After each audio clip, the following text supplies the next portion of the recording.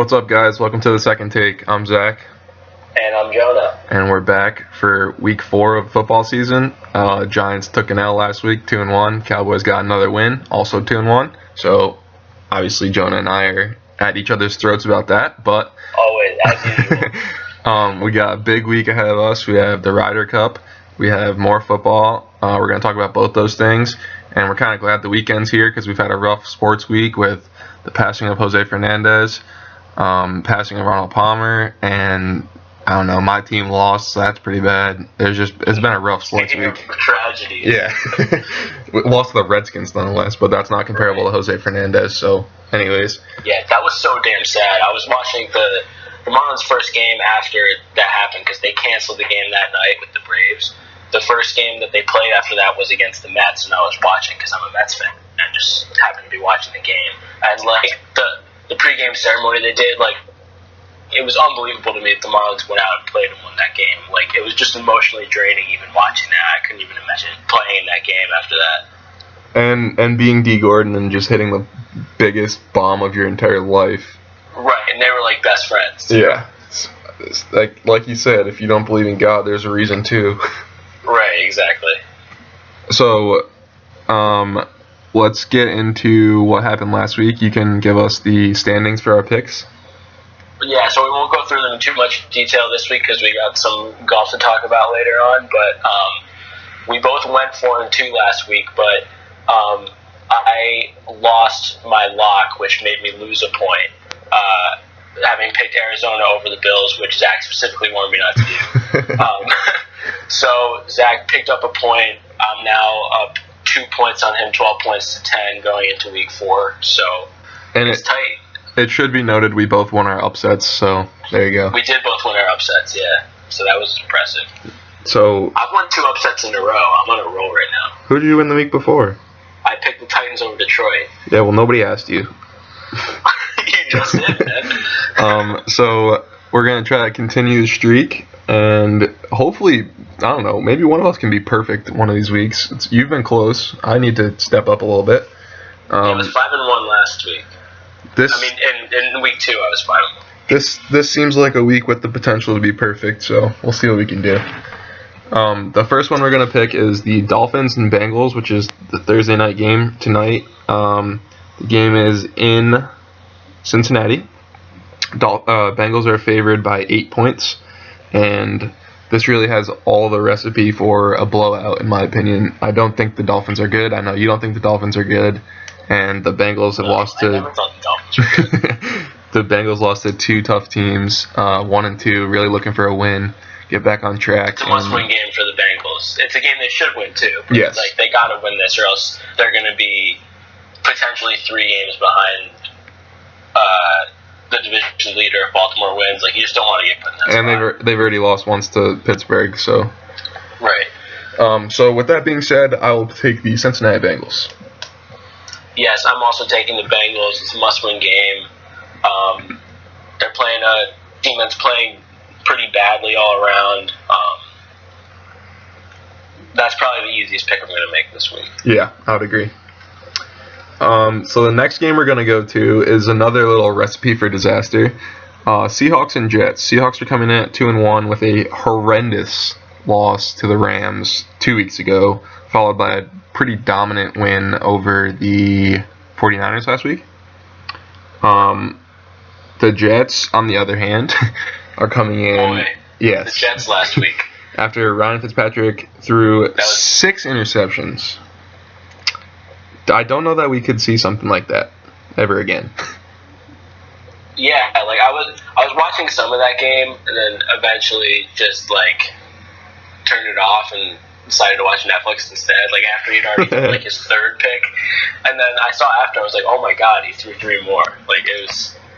That was really something special. Yeah, it's one of those stat lines you look at and is that you question whether or not that's a mistake on whoever wrote the stat lines part. So I don't really know. That was just bad. We'll see what happens this week. But this is kind of like the game Jonah picked last week with the Cardinals and Bills. Seahawks are coming, obviously, all the way across country to New York to play the Jets. It's a 1 o'clock game. so that's an early start for Seattle. This is tough. This is a tough game. I think the Jets have to bounce back. However, Fitzpatrick throwing 6 interceptions and then playing probably the best secondary in football is just about the worst thing that could happen. The flip side of that, though, is that Russell Wilson gets sacked 27 times. Yeah, so, there's a fantastic defensive line playing against a pretty terrible offensive line. I don't know. I see this being a pretty low-scoring game. Yeah, I think so too. But I don't know. I want to say that the Seahawks are going to win this game because, in my opinion, they should win the game. But also, I don't know that the Jets defense could cause a ton of problems for the Seahawks. And the Seahawks offense has been bad already. So, wow. I guess I'm going to go with the Jets. Yeah, I'm gonna take Seattle here. I've put a little too much faith in Seattle in the past. They haven't really looked that good this year. They looked really good last week, but like you said, they're on the road. I might be falling into the same trap I fell into last week, picking Arizona over the Bills. But I don't know. As shaky as Seattle looks right now, Arizona looked even shakier. I probably should have realized that. So. Yeah, I'm going to pick Seattle, but I don't feel that great about it. Fool me once, shame on you. Fool me twice. Right, yeah, I know. If the Jets win this game, I'm never picking a West Coast team on the East Coast ever again. So then we will go to Sunday night. We have the Pittsburgh Steelers facing the Kansas City Chiefs. This is the Chiefs team that's coming off an 8-turnover game, forcing 8 turnovers against the Jets. Antonio Brown's coming off a 12-catch game. Ben played decent, so not decent, I meant to say. The Steelers played extremely poorly. I don't know how they got blown out by the Eagles by 31 points and how such a good offense can only score 3. However, there is one large factor in this game, and that is the juice is loose. Le'Veon Bell is back. Yeah, I think that's going to be key for them. I don't really know what happened with the Steelers last week. I mean, sometimes good teams have those games. It's possible Carson Wentz is actually good. He's a Hall of Famer. I don't know what you're talking about. But, yeah, you sound like a guy on, Philly Sports Talk Radio. Give him a different kind of show here. Give him the jacket already. But, yeah, I mean, obviously that was certainly an impressive performance from Carson Wentz. I don't want to take anything away from him. I'm not ready to put him in the Hall of Fame yet, but what was more incomprehensible to me was the fact they only scored 3 points rather than that Correct. They gave up that many points to Wentz because their defense isn't awesome. The Steelers, I mean, right? So that didn't shock me, but the fact they only scored 3 points was pretty shocking. I think they'll bounce back this week. I don't think Kansas City's very good. I was one of few people to have them not making the playoffs at the start of the season, and I'm going to stick by that. They just don't look right. The one guy on their team who's playing really well is Marcus Peters, but other than that, Shocker. there's not a whole lot of impact players on this team, especially with Justin Houston not playing. I don't know. This just doesn't. This Chiefs team feels like an 8-8 team to me. Yeah, so I forgot to mention that it looks like Jamal Charles will also be back on the other side of the field for the Chiefs. So 2 really good running backs coming back.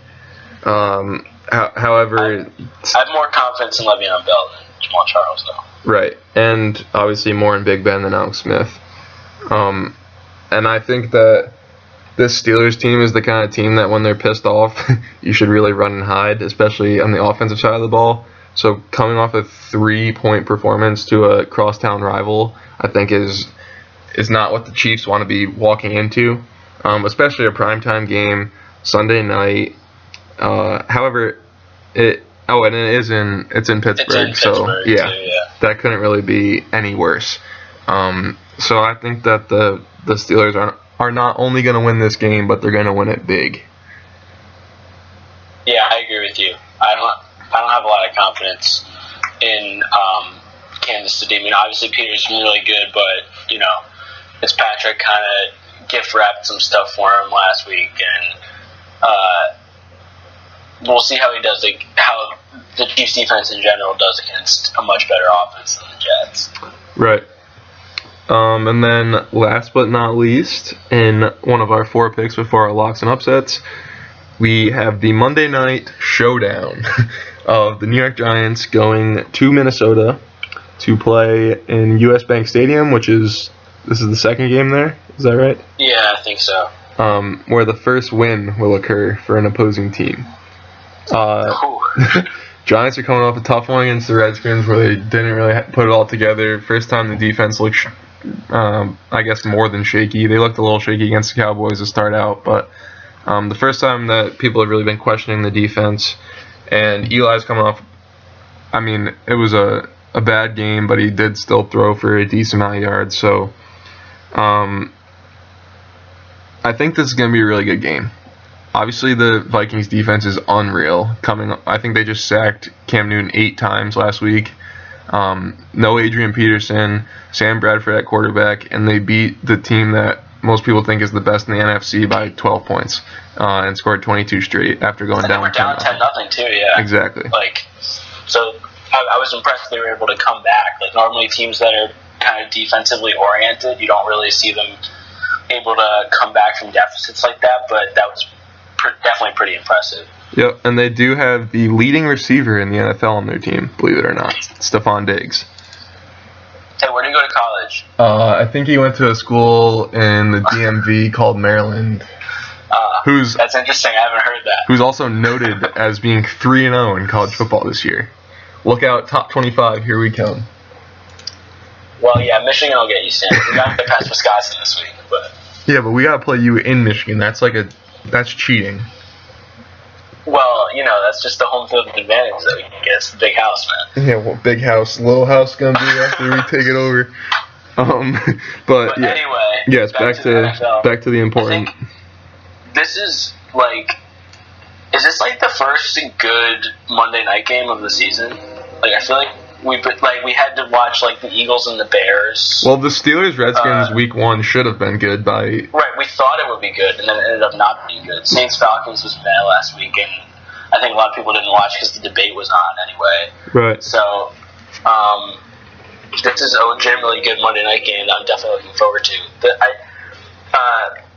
Obviously, there's no Peterson for the Vikings. I don't really think they're going to miss him a lot at all. I mean, they didn't last year. They had the same yards per carry with Peterson and without him last year. So I don't think they should be that worried about that. This defense, like you said, is really good. Probably the best defense in the league. And obviously, I'm not on the Sam Bradford bandwagon or anything. But oh, really? But as we've mentioned pretty much every week, but I think that this is, I don't know, so far he's shown that he can certainly manage the offense more competently than I thought. And that was not the nicest way you could have framed that. Yeah, I'll give him that. So I'm going to take the Vikings in this game. I think they'll win at home. I think the Giants are definitely better than they played last week, but I think that the Vikings defense is going to be a little much for them. Yeah, so a couple of things that freak me out about the Giants. One, Rashad Jennings is not playing, and Shane Vereen's already on IR, so that means Orleans Darkwa will be starting, who I do like him. He's a really tough physical runner, and that honestly might be what we need against this team. However, not having Shane Vereen is a little scary because Bobby Rainey is now our receiving back out of the backfield. Might see a cameo from Paul Perkins, our draft pick from UCLA. Has he seen the witness protection program? We haven't seen him yet. He's fifth on the depth chart of running backs. We have many a running back in case anyone needs one. At least you don't have Andre Williams anymore. It's very true, and no one does. So that's thankful for everyone. Another problem is Eli Apple and Dominique Rodgers-Cromartie both may miss the game. They're questionable right now. Eli Apple looks like he's going to be at least somewhat healthy for it, so hopefully he can play. But DRC is a little more questionable, which is a problem facing Stephon Diggs, as we've mentioned. However, as much as I do enjoy Sam Bradford, I think that the Giants are going to bounce back and win this one, and it's almost like they have to, starting out 2-0, and then taking a bad loss to the Redskins just before they get into the really tough part of the schedule, where we go to Minnesota this week, then we're at Green Bay on Sunday night, so somewhat of a short week against a really good team, again on the road. We can't afford to go 2-3 after starting out 2-0. So this is a extremely important game for us. Apparently, we have to keep up with Philadelphia, which I don't think anyone accounted for preseason. Yeah, really, that's pretty ridiculous. So I'm picking with my heart rather than my head, and I'm gonna have to go with the G-men. I'm shocked. This is the fourth consecutive week that the Giants game has been one of the games we picked, and you picked the Giants all 4 times. And you expect differently because... And I picked the Giants one of those times. And that was the only time... No, that was the Saints game. Yeah, so you won with us once and lost with us once. Twice. No, because you picked the Redskins. Oh, right, yeah, I picked the Redskins, yeah. So you're 1-2, 2-1 picking Giants games? Right, because I picked the Cowboys week 1. So what are you putting me in a tough spot for? I gotta pick them. Yeah, it's fair enough. But they are gonna win. I'm very confident in that one. So do you want to do our team cross-off? Sure. Oh, no, yeah. Let's do the locks and upsets first. All right. So my lock is going to be the Cardinals against the Rams. Cardinals are somehow below the Rams in standings in the NFC West. They're looking scrappy. I don't like this at all. I crossed them off already. I don't know. Arizona's going back home, I think. Yes. Arizona's going back home, playing the Rams, who we don't think are that great, but they obviously are good defensively. And coming off a really bad loss to the Bills, I think it's a statement game for the Cardinals to come back and show people that they're not a joke. Yeah, I think the Cardinals should win that game. I think they probably will. They're certainly better than they've been playing. I think maybe Carson Palmer's not the same, but they're certainly better than the Rams. For my lock, I'm going with the Broncos in Tampa Bay. This is the second week that I'm picking a Western road team at an Eastern home team. Yeah, but it's 4:05, so it's a 4:05 game is at least decent. I'm also picking Trevor Siemian on the road, which I picked against him last week and lost. So maybe I'm just kind of overcompensating. But the Bucs have really looked bad lately. They haven't shown me anything that suggests that they should win this game. So I feel pretty confident about the Broncos in this one. I'm going to go with them. Yeah, I mean, Trevor Siemian's coming off a 3 or 4 touchdown performance against a really good defense in the Bengals. Yeah, he was really good on the road, and the Bucs are coming off giving up 37 points to a team that hadn't scored double digits yet in the season last week. So, I mean, I think it works in your favor. No, yeah, they should win. We'll see if they do. For my upset, I'm going to a division I can't stand in the AFC South, and I'm taking the Tennessee Titans to upset Houston. The game is in Houston, but Houston is coming off a decently large loss of J.J. Watt. I say decently large because he was a shell of himself so far this year, but he is still the best defensive player in the NFL. Braxton Miller's not playing. Brian Cushing probably won't be playing, so their defense is hurting. And Kendall Wright is coming back for Tennessee, so I think there's just enough factors that go into it that at least give Tennessee a chance, and I'm going to have to say they pull it out. Yeah, that's a good one. That's one of the ones I was looking at. I'm going with Oakland on the road at Baltimore, again with the not learning the lessons here. But I think that there's a good chance that the Raiders are actually a better team than the Ravens, even though Baltimore's 3-0. It's like an extremely soft 3-0. Zach was saying earlier before we start recording that the combined record of the three teams that Baltimore has beaten is 1-8. So I'm not, ready to say they're good just because they're 3-0. And I think this might be a letdown week for the Ravens, and I think the Raiders could pull this one out despite it being, your West Coast team playing at 1 p.m. Yeah, I just looked at that, and that is really scary. But the Raiders are a really good football team in my opinion, and the Ravens have beat the 0-3 Jaguars, who I still think is a decent team, but are just not that great yet. The 0-3 Browns, who they were losing 20-3 to or something before McCown got hurt, and the 1-2 Bills, who they beat 13-7 week 1. So really not much to talk about there. It's been uninspiring, to say the least. Yeah. They might be every single time they put the graphics up on ESPN, like, which of these 3-0 teams will make the playoffs or won't make the playoffs, I always immediately think the Ravens will be knocked out. There's no question in my mind. We can only hope. Yeah. All right, so who are you eliminating this week? This week, hurts me a little to do it, but I'm eliminating the Jaguars. 0-3 is just a tough hole to dig out of, and they don't look that good doing it either. So I thought the Jaguars might have a shot, but they needed to start better than this if they were going to get here. Obviously, it might not take a lot of wins to win that division, but they're already in a pretty decent-sized hole, especially if Houston beats Tennessee this week. It'll be tough for them to get there, even if they beat the Colts in London. I am eliminating the Dolphins because that's a good pick as well. Because the Patriots are 3-0, probably going to go 4-0, and have Tom Brady coming back. Do I need to say anything else? No, not really. Okay, that's about it. Lovely. So that's our football picks. This week isn't that difficult in my opinion. There's a lot. The Seahawks Jets is really the only game that could be debated. Most of them seem like they're pretty clear cut. Other than that, so hopefully they'll at least be close and fun to watch. But it is football season, so that's a positive in and of itself. However, it is also my second favorite time of every 2 years, since it only happens every 2 years. Is Ryder Cup time. This is the best time in sports, in my opinion, behind only March Madness.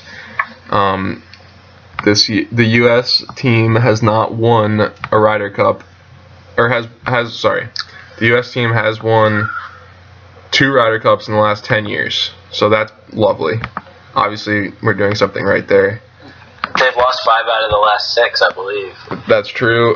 They blew a really bad one 2 years ago that they should have absolutely dominated. So, who really knows? I think that they are clearly the better team here, but that hasn't necessarily mattered in recent history. So, I don't know. I mean, there's been some discussion that it's all up to the captain and how the captain treats the team and stuff like that. And Phil Mickelson's been on record as saying that sometimes the captains haven't been the greatest, and I think people would agree with that. It's all about building camaraderie with your team and getting a good chemistry going, and hopefully Team USA did that this year. There's a lot of close friends on the team. Fowler and Jordan Spieth and Brooks Koepka, all those guys are pretty close. Patrick Reed, Dustin Johnson. There's a lot of good friends. There's a great captains with Davis Love III is the head captain. Vice captains are Jim Furyk, Steve Stricker, Bubba Watson, Tiger Woods, and Tom Lehman, which legitimately are probably 4 or 5 of the greatest American golfers in a long time. So Team USA also has a little added encouragement, I guess, to try to win one for Arnold Palmer, who passed away on the weekend. So we'll see what happens. I really like Team USA this year. Dustin Johnson's playing the best golf of anyone and the best golf he's ever played. Jordan Spieth is obviously a superstar. Ryan Moore's coming off a good performance in the FedEx Cup.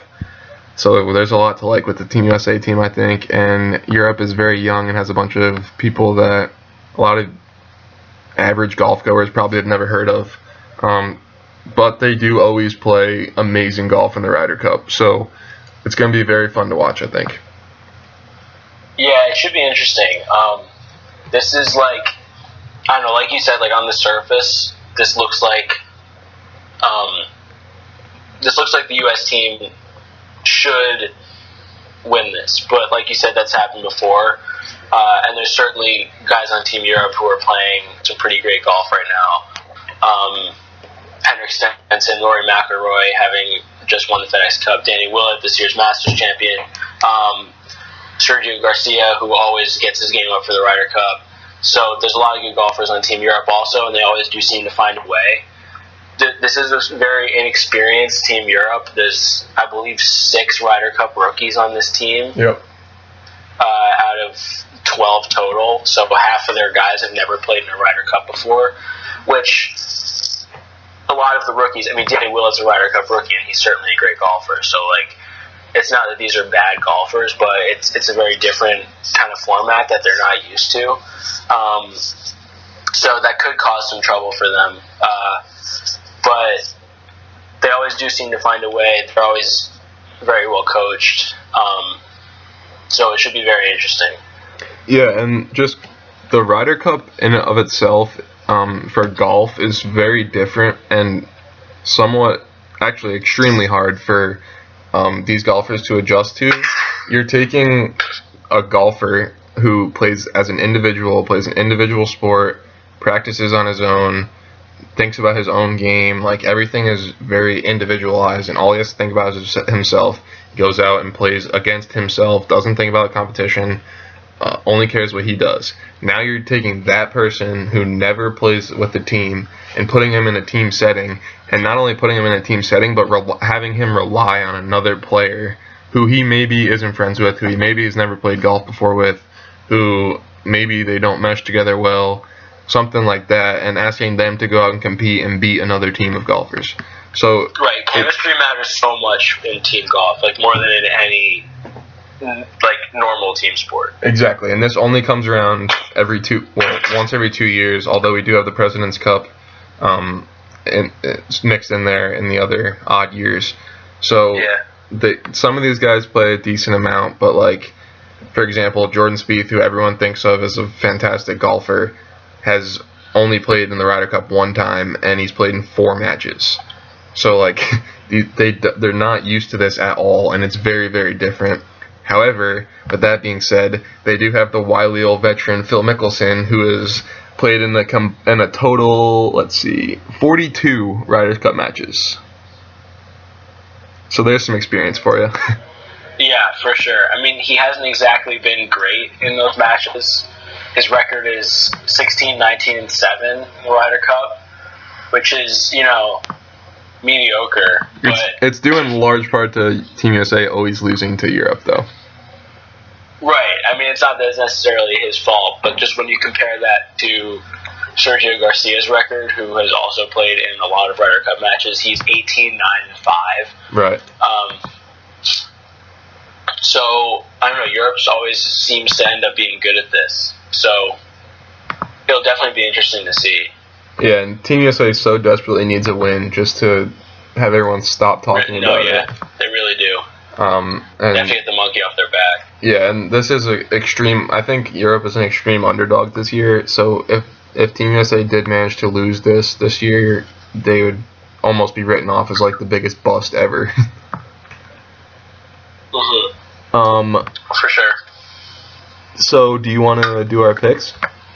Yeah, so what we're going to do here is, on the last day of the Ryder Cup, I don't need to explain the whole format for the first couple of days. Basically, on the last day, what we're going to be picking here is every player plays, all 12 guys on each team play, and it's just 12 singles matches, one guy from Team USA against one guy from Team Europe, and each match counts for a point, and the way they decide who plays who is one captain names a player, and then the other captain names the opponent for that player, and then in the next round, the second coach names his player, and the first coach names his opponent, so I switch back and forth. So what we're going to do is we're going to do a kind of mock draft of that, I suppose. I'll be the captain for Team USA, since I know those golfers a little bit better, and Zach's going to be captain for Team Europe, and we'll see what matchups we end up with. Yeah, and so it starts on Friday. Friday morning, there's I don't remember if it's foursomes or 4-ball, but basically they play best ball as that's called 4-ball. So everyone plays their own golf ball, and you just take the best score of that 2-person team following the hole. So say Dustin Johnson and Jordan Spieth play together. Jordan Spieth makes a par and Dustin makes a birdie. Team USA would have a birdie for that hole, and they go on and play that for the 4-ball. And then foursomes is you rotate shots. So Dustin Johnson would tee off, Jordan Spieth would hit the ball from the fairway, and Dustin Johnson would putt and make a birdie, and you go like that for the entirety of the round. So they'll play the morning session, which will be either 4-ball or a foursome. Then whatever they didn't play in the morning, they will play in the afternoon on Friday, and then do the same thing again Saturday, and then Sunday finishes up with the singles matches. So since Europe won last year, or 2 years ago, they do the points in a weird way. So the winner doesn't need as many points as the team that's trying to win does. So Team Europe, I think, only needs 14 and a half, and USA needs 15 and a half. So we're going to say that Team USA is winning currently going into Sunday, just because we expect them to, and they're a better team, which would also mean that Jonah is going to have the first selection for Team USA of singles players. So you want to kick it off with and also when you pick, so like say you pick Jordan Spieth, that means he's the first player out. So he wouldn't be like your anchor or anything. He would be the first score in. Wait. So you're also picking order when you're picking player. Yeah. So I'm going to lead off with Dustin Johnson. I like it. Because I want him out front. I'm not necessarily going to front load the entire thing with the best players, but I think it's just good confidence-wise to start off with the guy who's basically the hottest golfer in the world right now. Right. I am going to go a little strategy-wise here.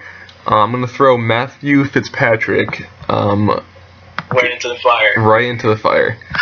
The youngster out of England, I'm going to throw him in that first match against Dustin Johnson. It's almost a win-win. You expect Dustin Johnson to win that match, so you're getting rid of someone that you don't really know what's going to happen. And also, if he wins, that gives the team insane momentum, and who really knows what could happen from there. He's also unproven with a crazy amount of talent, so he's an underdog to watch for. So I'm going to throw out Matthew Fitzpatrick and save some of my guys for other matches. All right, so who are you going to throw out now? Next, I will go with my least favorite golfer in the history of the world, Sergio Garcia. Yeah, I mean, he's a guy who is like basically the Antichrist, the model of a Ryder Cup golfer, just like playing to the crowd, getting in people's faces, and so he is the non-American Bubba Watson. Yeah, basically, God, I hate Bubba Watson too. But so for the purposes of fun and also for strategic purposes a little bit, I'm gonna send Patrick Reed out with Sergio Garcia. I know this is the matchup that everybody wants to see because these guys will rile each other up so much that there might be an actual fist fight on the course if these two guys are matched up. Patrick Reed is just the most fiery guy. He was also really good in the last Ryder Cup. It's not just that he'll make Sergio mad. He's a really good golfer too. I think that he's the perfect guy to send out against Sergio to kind of counter that. The home crowd in the U.S. is going to absolutely love Patrick Reed. So So yeah, I'm going to be sending him out against Sergio. Beautiful. Who's your next one? All right. So next, I'm going to send out. I'm going to send out one of the less well-known golfers, but a guy that I think could be good in this format, even though he hasn't played in a Ryder Cup before. I'm going to send out Brooks Koepka here. He hasn't played in a Ryder Cup before, like I said, but he also is a pretty intense guy. There was at the not this year's British Open, but last year's British Open at St. Andrews when the winds were really high. There was a situation, I was reading about this today, where like the guy who was like the on-course official right there was telling him he had a putt, even though the winds were at like 37 miles an hour. And like he was like jawing back and forth with the official, and like apparently he wasn't showing him enough respect or whatever, and the guy was like, "You're supposed to call me sir," or something like that, like the Scottish guy. Oh my and he said, quote, "I don't give a fuck who you are, I'm not playing until my ball stops moving." Yeah, well, which is exactly the kind of attitude we need. In defense so of, I'm gonna send out Brooks here. In defense of Brooks Koepka, those people are the most helpless, stupidest people you could ever imagine. This is absolutely true. Whether it's the USGA or whoever runs the British Open, just ask Dustin Johnson, who like four different times has been given a penalty, even though the official straight up looked him in the eye and said that's not a penalty. So they know nothing. They're just stupid ass volunteers that are just getting in the way. So I'm gonna set fire off with fire and bring out Henrik Stenson to play Brooks Koepka, the wily veteran who can bring a little bit of passion. And I think if Brooks brings the passion, it's gonna get Henrik going. Yeah, I think that's a matchup that Team Europe could have a good hope of winning. It's just considering how hot Stenson is right now, and just in terms of how well they're playing right now, Stenson might be the second best golfer on Team Europe. So yeah, I certainly can't argue with that. So those are two fiery matchups back to back there. Oh yeah, I mean, people behind them might not finish. Yeah, exactly. Next, I'm going to throw out a player that I'd like to see what you're going to do with. I'm going to give you Rafa Cabrera Bello next. Yeah, I was wondering what you were going to do with him because, like, the comparisons to Sergio are easy just because they're both Spanish, but they're also both really good in match play in general. Like, it's not just the nationality. Yeah, Rafa wins match play tournaments like it's his job, so that's a lot of my reasoning behind putting him out early on in a spot where he could potentially swing some points. Yeah, I think what I'm going to do here is I don't love my chances of beating him, so I'm gonna kind of try and throw somebody out who's generally like a very calm guy that I think will do well, just like playing his strokes, like not getting flapped by what RCB's doing. I'm gonna throw out Brandt Snedeker here. Oh, I thought you were going Kuchar, but I like that one too. Yeah, like Snedeker, he didn't play in the last Ryder Cup, but he did play in 2012. He's one of the best putters in the world. Yeah. So I think that might help him in this matchup. But yeah, I mean, he wasn't great in the 2012 Ryder Cup, even though he was coming in like having played really well right before that. But I'm going to give him a chance for redemption here. And Brandt is someone I love for this kind of stuff because, like Jonah just said, he won't even pay any attention to the person he's playing. He's just going to play his own game. And if his which I think might be useful playing Cabrera. And if his putter is hot, I mean, he could take over the world. So I like that a lot. I'm going to go. Did I just? Yeah, I just picked. So it's you now. Yeah. Okay. So this is interesting because it's kind of like the middle here. It's kind of like the middle of the pack here. Right. I'm gonna send out Jimmy Walker here. Okay. Are you writing these down too? I'm writing them down. Yeah, because I just decided that I'm gonna like compare scorecards and basically see who won our matches. Yeah, I think that would be interesting. I was thinking of doing the same thing. Yeah, so I got him too. But yeah, he was.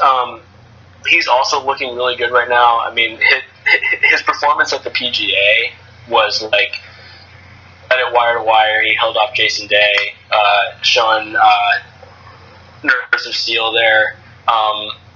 So like he's definitely a bit of a late bloomer. And he wasn't that good at the last Ryder Cup, but he's been playing really well lately. And yeah, I'm curious to see what you do with that. Yeah, I'm trying to decide if I want to get on my streak of veterans or if I want to throw out another youngster. I think I'm going to go Danny Willett here, just because I don't think he's going to be great in this setting.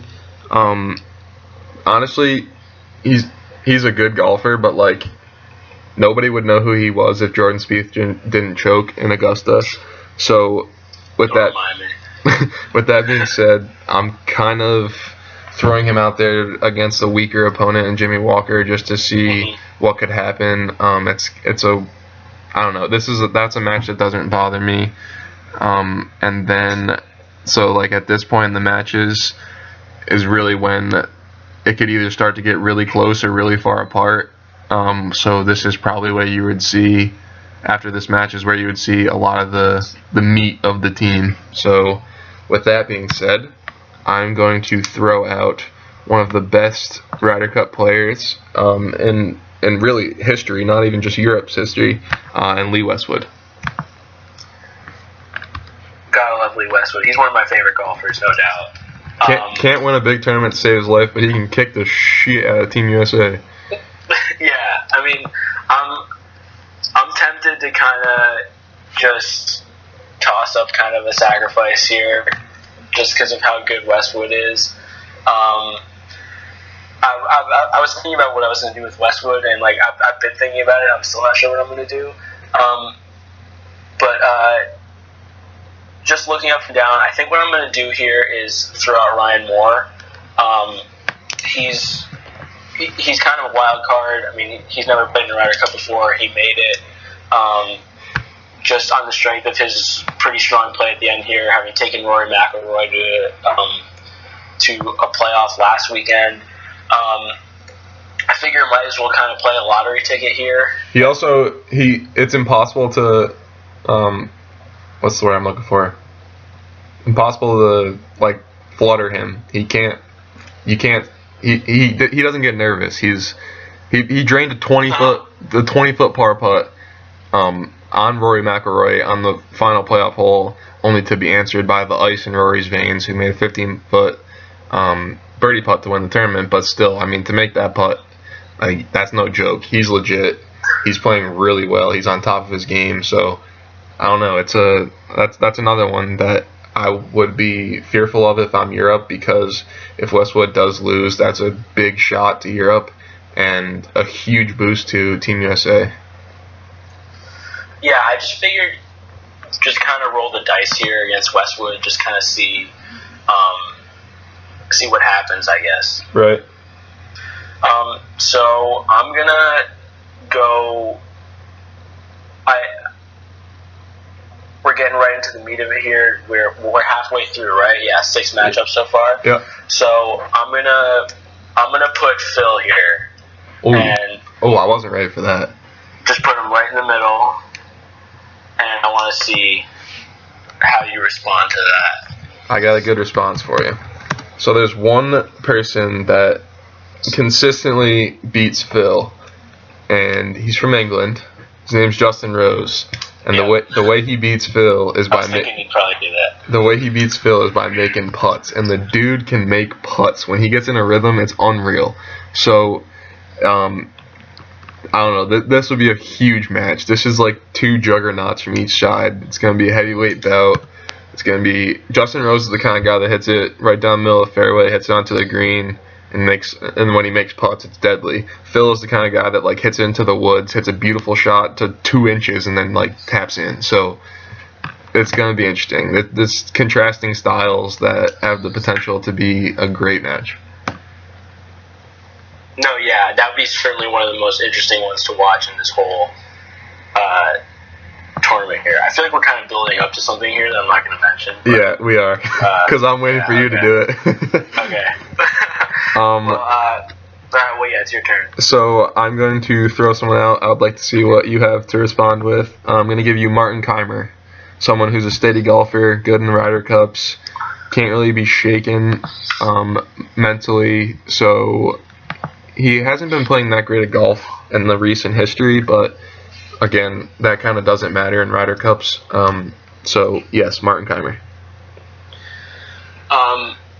Yeah, I'm gonna throw out somebody who I see as kind of a similar golfer to Martin Keimer in Matt Kuchar. I think that he's a good matchup for Keimer. He's playing really well right now, unlike Keimer, which I think gives me a good shot at winning this one. He's also very much a calm guy. I thought he was like the easiest captain's pick for Davis Love.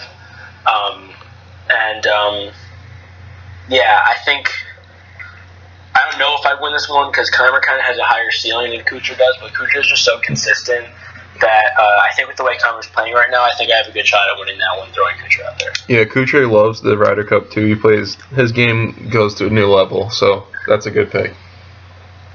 Okay, so I'm going to... Should we drum roll it? I don't know if I'm ready yet. Oh. I don't know if I'm ready yet. Alright. I'm gonna throw out Ricky Fowler here. Oh, I forgot about Ricky Fowler. Okay. Yeah, haven't used him yet. Alright. Wow, that's a good one. Who has not been good at all in the Ryder Cup. Yeah, he's atrocious in the Ryder Cup. I'm going to go... I'm going to go Thomas Pieters here. This is his first Ryder Cup. He's decent on the PGA Tour. He's really good on the European Tour. And he has a good game. He played really well in college in America. He actually beat Jordan Spieth in the Division I Golf Championship in his sophomore year when he went to the University of Illinois. So I probably could have even thought about putting him out there with Jordan, but he is someone that I think has a lot of potential and has a really good game that I could see just absorbing this atmosphere and playing extremely well. And I don't have anything to fear facing Ricky Fowler, who's been absolutely atrocious, as we've mentioned. So, yes, that's interesting. Right, might as well throw him out there. Alright, next, I'm going to force your hand. I am throwing you Rory McIlroy. Alright. It's just a matter of time. I didn't know if we were going to save this for last or not. Well, but, just because it's Ryder Cup and like the last person probably won't even matter in terms of points in the actual Ryder Cup, I figure we got to get him out here. Alright, so I'm going to counter that just the way you expected me to. And just the way everybody's hoping with Jordan Spieth. Let's go. That should be unbelievable. A great matchup to watch if it happens. Like, it's pretty much the best case scenario. I mean, I guess you could throw Dustin Johnson in there as a opponent for Rory also, but that would be absolutely riveting to watch between those two guys. Rory's certainly playing better than Jordan is right now, but I'm still very comfortable just throwing Spieth out there and just watching this happen and trying to neutralize McIlroy here. You probably having a similar mindset in wanting this matchup. So correct. Yeah, that's the thing that we've been building up to since the very beginning, I think. Yeah. So with this matchup, as Darren Clarke, the captain of the European team, I feel good about this because I think Spieth is the kind of person that can get rattled a little bit mentally. He's very hard on himself, so I can see if Rory's playing well, I can see him putting a lot of pressure on Jordan. But in the same vein, if Jordan's making putts, Rory's going to feel a lot of pressure because he's sometimes relatively shaky with the putter. So this matchup could seriously go either way, and I think it could go big time either way. I don't think this would be a match that's like dangerously close unless they both had everything going, which would be so outstanding to see.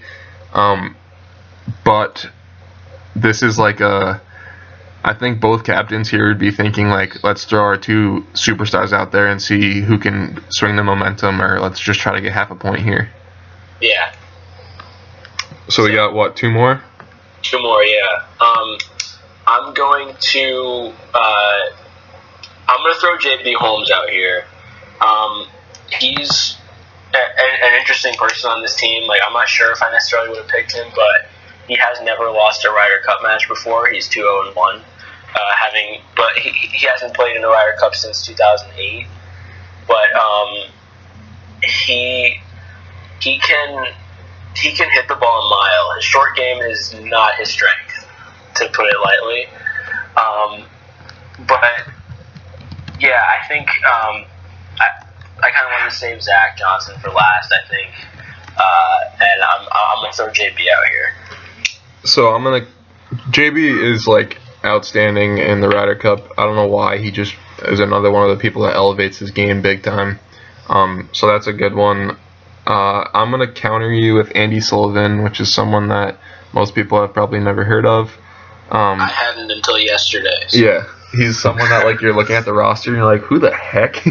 Who slid that guy in there? In 2015, he won 3 European Tour titles. That's kind of when he became known. I don't know if he's ever played on American soil. That's actually a good question. But he did just play in the Eurasia Cup, which is basically the Ryder Cup for Europe and Asia, if you couldn't grab that from the name.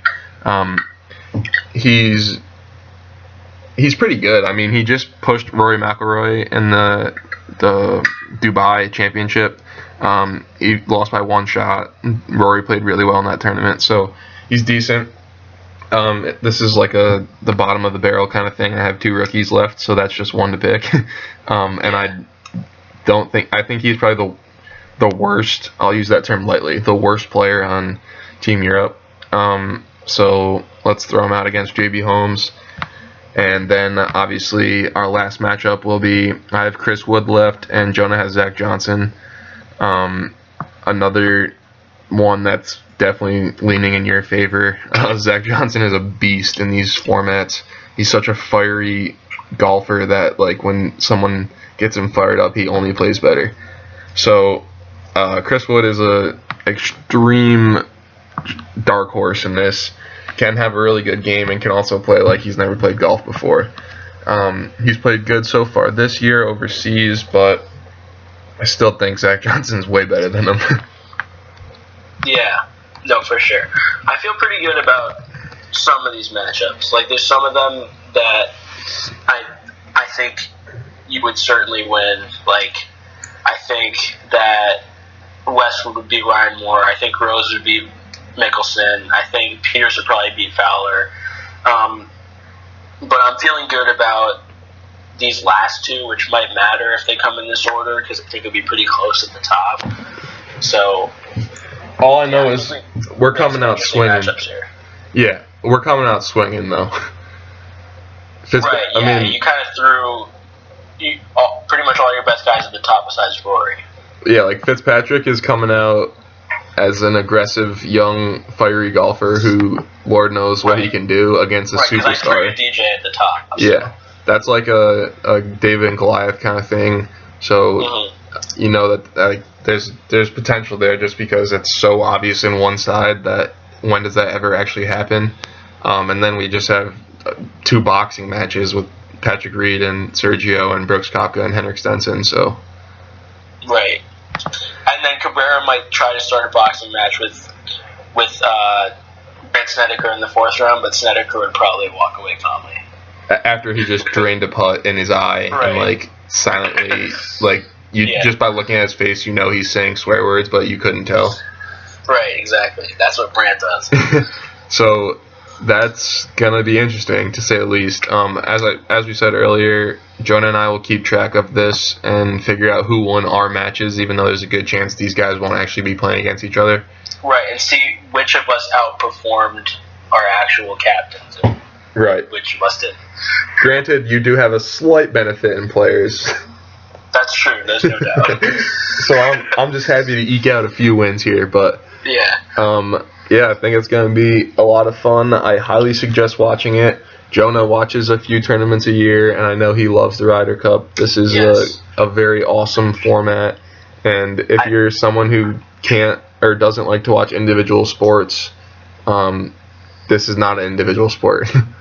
I just love match play and team match play especially. I mean, I pretty much every year I watch the majors, the WGC match play, and I watch the Ryder Cup when it's on. Yep, and every single one, like literally every single shot here, the celebrations are unbelievable. You could hit the first tee shot off the first tee box, and you'll see 2 fist pumps by both players. Like the intensity here is like every single shot is like you're making a putt on 18 at Augusta to win the Masters. Every single shot is the exact same. Yeah, so yes, please tune in to watch the Ryder Cup this weekend. You will not regret it, even if you're not a golf person. Yep, Friday, Saturday, Sunday. Hopefully Team USA will finally win, and we can talk a little bit about it next week on our recap. But other than that, I think we're good for this week, right? Yeah, cool. Sounds good. All right, thanks for listening, and we'll see you back here next week.